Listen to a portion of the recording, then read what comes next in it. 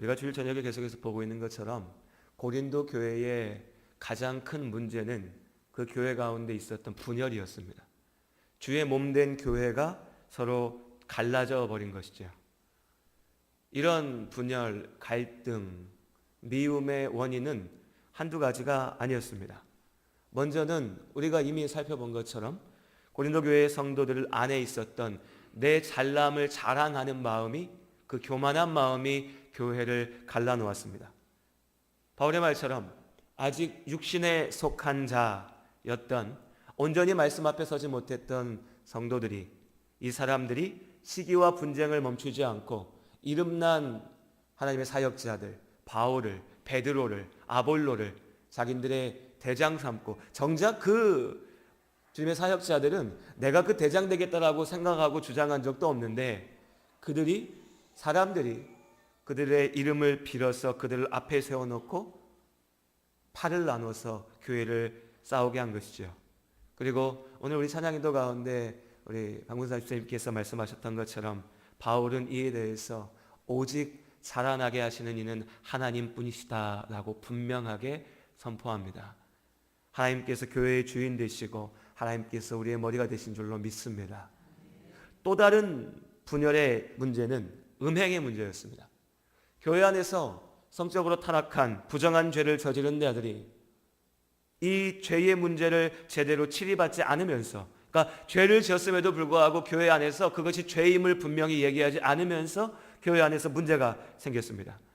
여기에는 고린도 교회의 특징, 그리고 특별히 그 교회가 있었던 그 지역, 고린도 교회의 여러 가지 문화적인 영향들도 함께 포함되어 있었지요.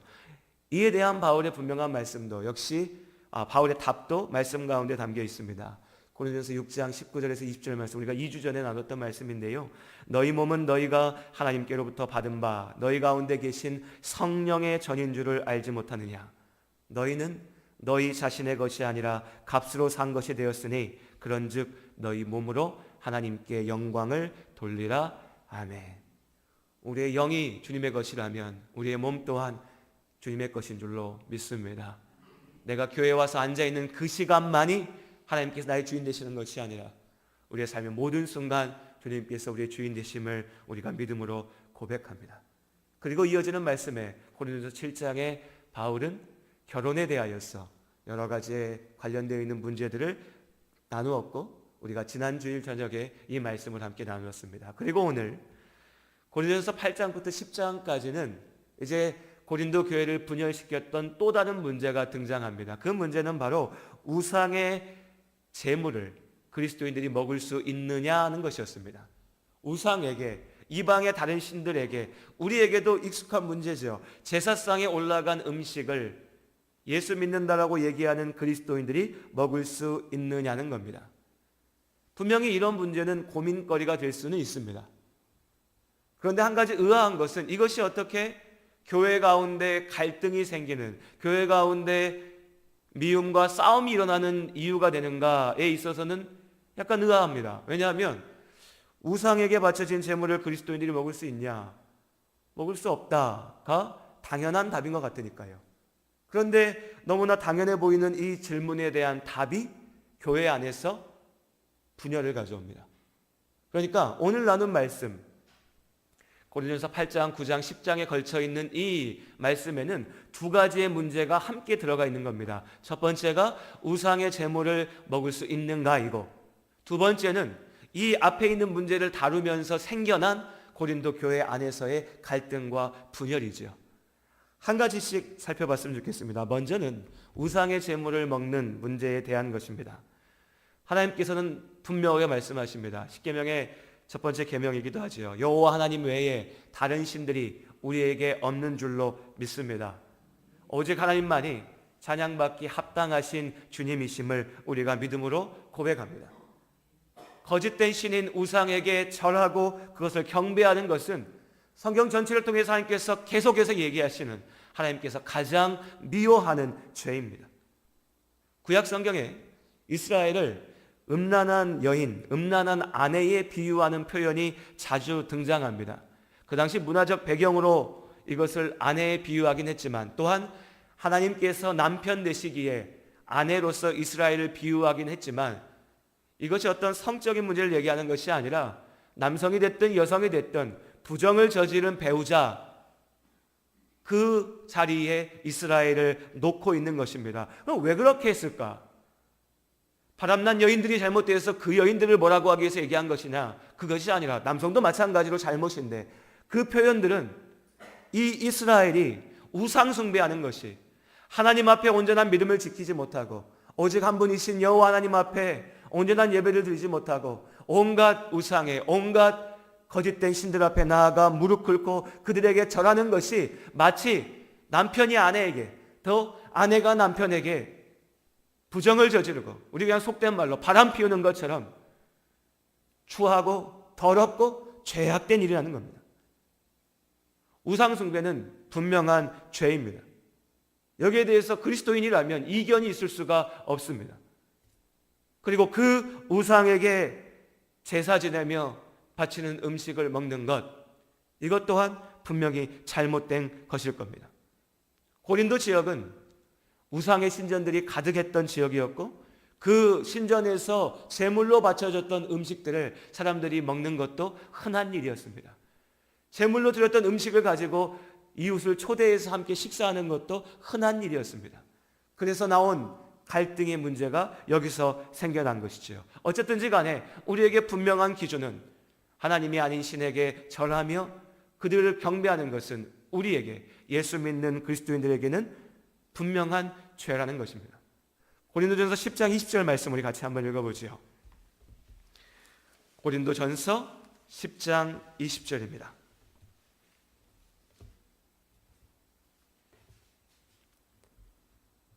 14절부터 22절까지의 말씀이 같은 내용을 얘기하고 있는데, 그 중에 20절 말씀을 우리 함께 한 목소리로 읽겠습니다. 함께 읽습니다. 무릇 이방인이 제사하는 것은 귀신에게 하는 것이요 하나님께 제사하는 것이 아니니 나는 너희가 귀신과 교제하는 자가 되기를 원하지 아니하노라. 아멘. 네, 너무 분명합니다. 우상 숭배는 죄입니다.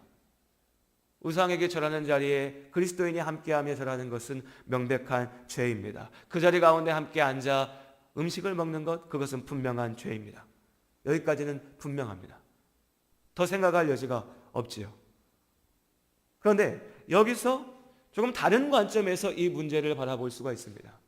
그럼 그 우상은 과연 하나님과 경쟁하는 능력 있는 신인가?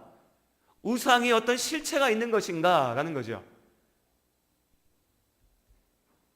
여기에 대한 성경의 답은 만물은 하나님께 났다. 그리고 고린도전서 8장 4절에 바울이 얘기하는 것처럼 우상은 세상에 아무것도 아니며 또한 하나님은 한 분밖에 없는 줄로 믿습니다.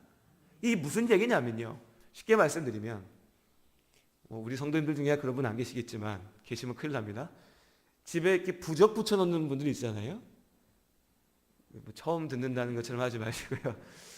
집에 이렇게 문 지방에 부적을 붙여놓죠. 예수 믿는 분들이 그런 걸 보면 그 부적을 보면서 뭐라 생각할까요? 여러분 어떻게 생각하십니까? 어떤 분들은 그 부적을 보면서 기도합니다. 주여 저 우상을 이기게 하여 주시옵소서. 그럴 수 있습니다. 그런데 바울의 이 말씀대로 생각해 보면 그 부적이 의지하는 신이 참된 신인가를 가만히 생각해 보면 저라면 이렇게 할 것 같습니다. 그냥 가서 그 부적 떼버리면 됩니다. 그 부적은 그냥 종이 쪼가리에 불과합니다. 우리 하나님이 능력을 발휘하셔서 저 신을 이겨내야 될 어떤 게 아니라 아무것도 아닌 종이 쪼가리에 사람들이 그저 머리 조아리고 그 종이 쪼가리를 믿고 붙들고 앉아 있는 겁니다. 아무것도 아닌 거죠. 아무것도 아닌 겁니다. 만물은 오직 하나님께서 창조하시고 하나님은 오직 한 분밖에 없는 줄로 믿습니다. 주저할 필요가 없습니다. 음식은 어떻습니까? 제사상에 바쳐진 음식이 제사상에 바쳐졌기 때문에 부정해졌나요? 제사상에 바쳐졌으니까 귀신이 와서 먹었으니까 뭔가 안 좋은 기운이 흐를까요? 아닙니다. 하나님 외에는 신이 없습니다. 제사상에 올려진 그 음식조차도 하나님께서 우리에게 주신 귀하고 맛있는 음식일 뿐입니다. 그 자리에는 귀한 음식과 그 음식을 놓고 아무 의미 없고 부질없는 헛짓거리를 하고 있는 사람들의 죄악이 있을 뿐이죠. 어리석고 죄악된 사람들이 음식을 놓고 절할 뿐이지 그 음식이 그 앞에서 구슬한들, 그 앞에서 제사를 열흘을 지낸들 달라질 것 없습니다. 그저 먹을 것일 뿐이죠. 그럼 어떻습니까? 제사 음식이든 시장에 파는 음식이든 그저 음식일 뿐이고 우리가 그것을 먹는 것에 아무런 불편함이 있을 수가 없습니다. 그냥 음식일 뿐이니까요. 이것이 제사 음식에 대한 바른 지식입니다. 우상에게 바쳐졌던, 우상에게 제물로 바쳐졌던 음식을 바라보는 우리의 올바른 관점일 것입니다. 그 또한 음식이니 우리가 먹어도 다를 것 없다. 이렇게 깔끔하게 정리가 되고 끝나면 좋을 것 같습니다. 우리가 예수 믿는 사람이니까 우상에게 가서 절하고 그 우상에게 예배하는 것은 잘못된 것이지만 그 앞에 바쳐진 음식이야 그냥 음식일 뿐이니 그게 무슨 상관이 있는가라는 것이죠.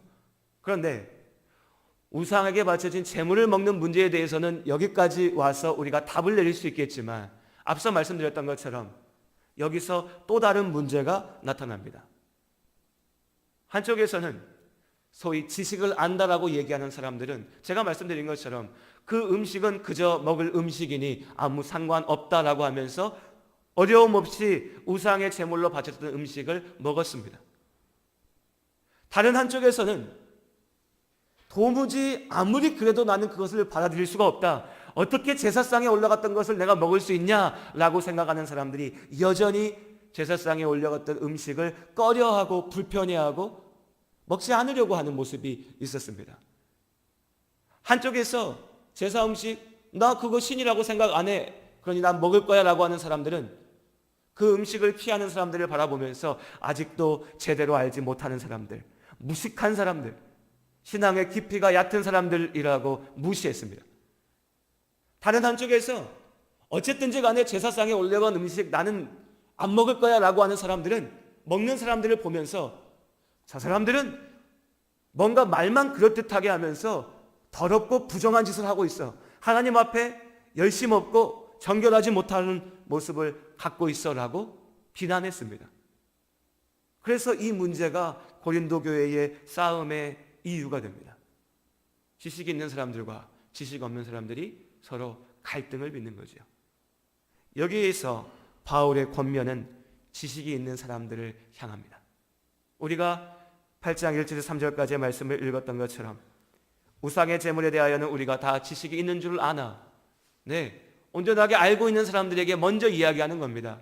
그렇지만 그 지식이 교만하게 하고 사랑은 덕을 세우니 누구든지 하나님을 사랑하면 그 사람은 하나님도 알아주시니라.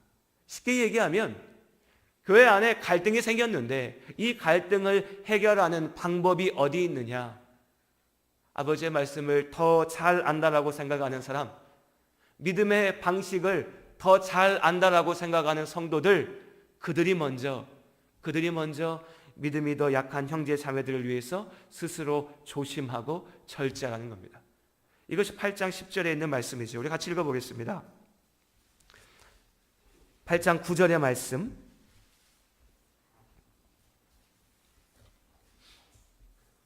네, 우리 8장 9절 한 절을 대표해서 읽지요. 8장 9절 말씀 함께 읽겠습니다. 그런즉 너희의 자유가 믿음이 약한 자들에게 걸려 넘어지게 하는 것이 되지 않도록 조심하라. 아멘. 교회 안의 갈등을 해결하는 방법은 더 큰 믿음을 가진 자가, 더 많이 아는 자가, 하나님 안에서 더 많은 것을 가진 자가 스스로를 절제하며 스스로를 낮추며 사랑하는 겁니다. 그리고 이 사랑에 대한 예로서 고린도전서 9장 전체에서 바울은 자기의 삶, 그 삶 자체를 예로 들고 있습니다. 바울은 오늘날까지도 자비랑 선교사로 유명하죠.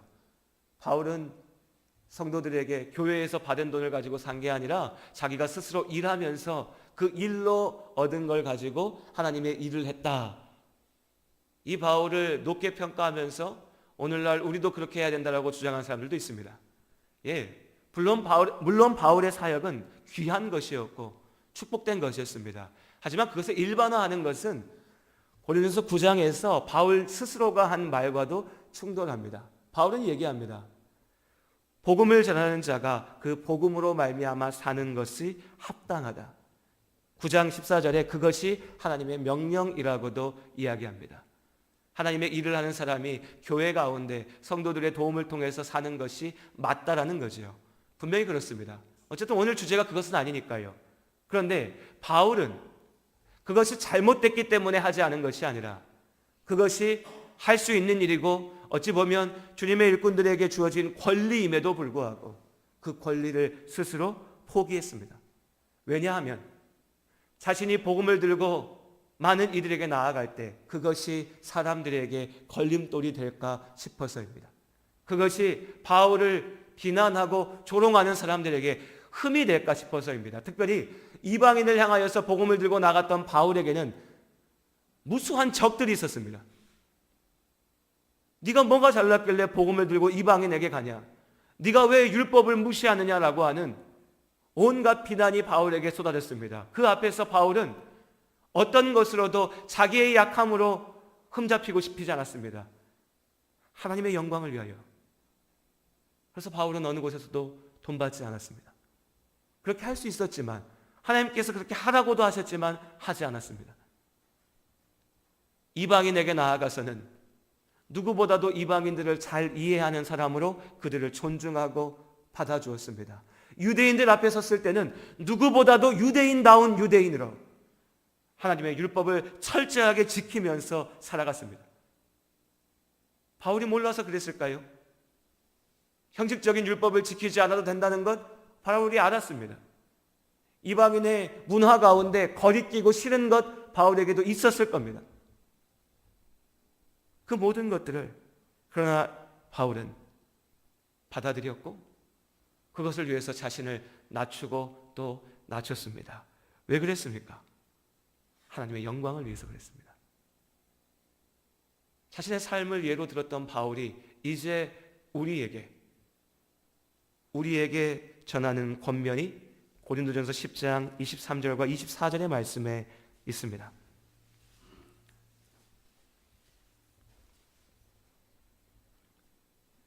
23절과 24절 말씀 우리 같이 한 목소리로 함께 읽겠습니다. 모든 것이 가하나 모든 것이 유익한 것은 아니요 모든 것이 가하나 모든 것이 덕을 세우는 것은 아니니 누구든지 자기의 유익을 구하지 말고 남의 유익을 구하라. 아멘. 나의 유익이 아니라 남의 유익을 구하는 것. 사실 바보 같은 삶이죠. 이상한 삶입니다.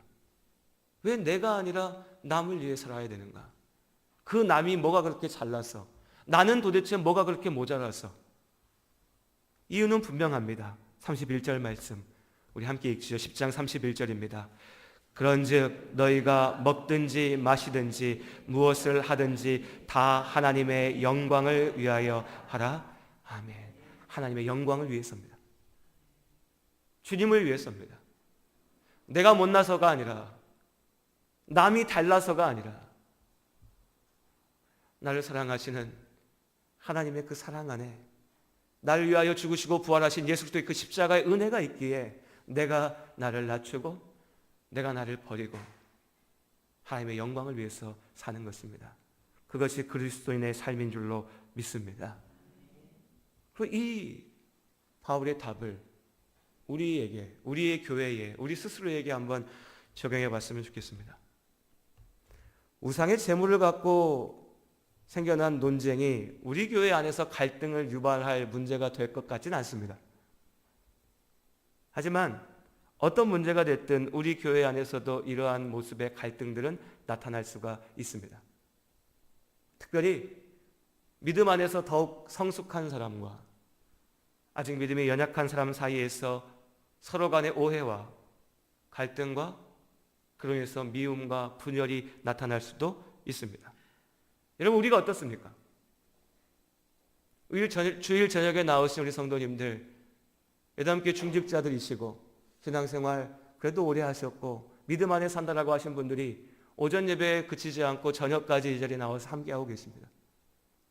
그런 우리가 교회의 성도들을 바라봤을 때 여러분 어떻습니까? 솔직히 내 마음 안에 저 사람은 왜 저렇게 신앙생활해? 저 집사는 왜 저렇게밖에 못할까? 왜 주의를 저렇게밖에 못 지킬까? 왜 살 때 저렇게 살까? 예수 믿는 사람이 왜 저런 모습을 보일까? 왜 저렇게 말할까? 온갖 종류의 판단이 우리의 마음속에, 우리의 머릿속을 스쳐 지나갑니다. 머릿속과 마음속만 스치고 지나가면 다행인데요, 입으로 뛰쳐나옵니다. 당장 신앙에 열심히 약한 사람들을 보면서 우리가 혀를 차며 손가락질할 수도 있습니다. 아직 믿음의 기준이 온전하게 서 있지 못한 이들을 보면서 우리가 나무랄 수도 있습니다. 어떨 때는 우리 안에 있는 어떤 문화, 어떤 습관이요, 작은 교회지만 우리 예담교회 안에도 그런 게 있을 수 있습니다. 우리는 안 그러는데 저 사람은 왜 저렇게 할까? 이런 크고 작은 것들이 우리가 다른 사람들을 바라보면서 비난하고 불평하고 이야기거리가 될 수 있습니다. 이 저녁에 오신 우리 예담교회 중직분들께, 우리 직분자분들께, 그리고 우리 성도님들께 꼭 부탁드리고 싶은 게 있습니다. 성도들 가운데 있는 죄악된 행실에 대해서는 목사가 결코 좌시하지 않을 겁니다. 고린도 교회에서 그랬던 것처럼 부정한 행동을 가지고 교회 안에서 방관하고 방치하지 않을 것입니다. 그러니 우리 성도님들께 부탁드리고 싶은 것은 우리 안에 아직 믿음이 약해서 모자란 사람들, 아직 믿음이 연약해서 온전한 모습을 보이지 못한 사람들, 사실은 어떤 사람들이 그런 게 아니라 우리가 그렇습니다. 우리 서로가 그렇습니다. 서로를 바라보면서 판단하고 정죄하고 나무라고 그래서 미워하기 이전에 우리가 먼저 사랑할 수 있기를 소원합니다. 먼저 손 내밀어주고 붙잡아 주길 원합니다. 모자랄 수 있습니다. 나도 그랬습니다.